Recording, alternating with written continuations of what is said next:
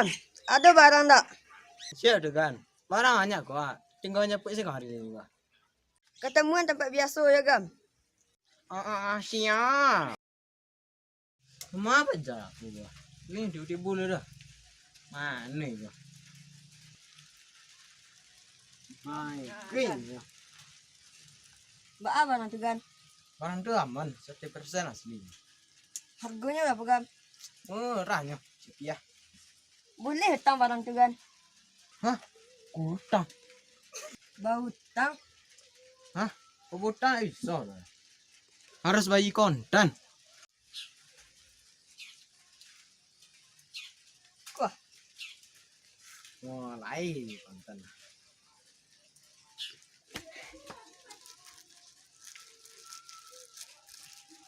Hai, ku barangnya. kasih Gam. Dempeng dah ligan nah. Yalah.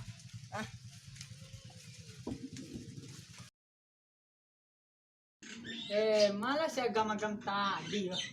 Mata dia meruat.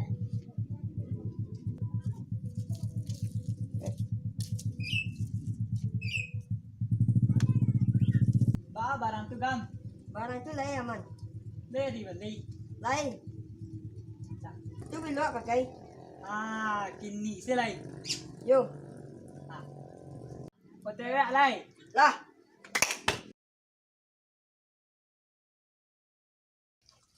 Sama era kau peranci kau lai. Iya. Sama.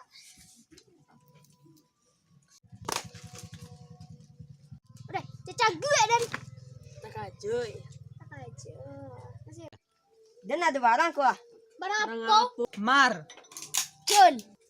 Tu kau ada alai. Iyo. Lah, ini tak alai dah. Mudah caranya. Ya, tinggi cara ya. Adik. Yang pertama, ambil marcun. Dan kedua, ambil api dan sakung. Yang ketiga, panggang lah. Ikut panggang ah.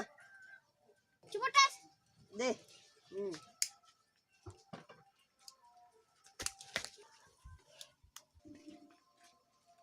Woi, macam ni apa Cien? Hah?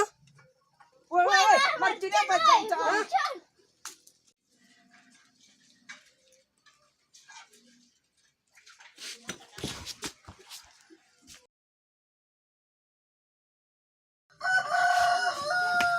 Jam mercun, anak dajjal.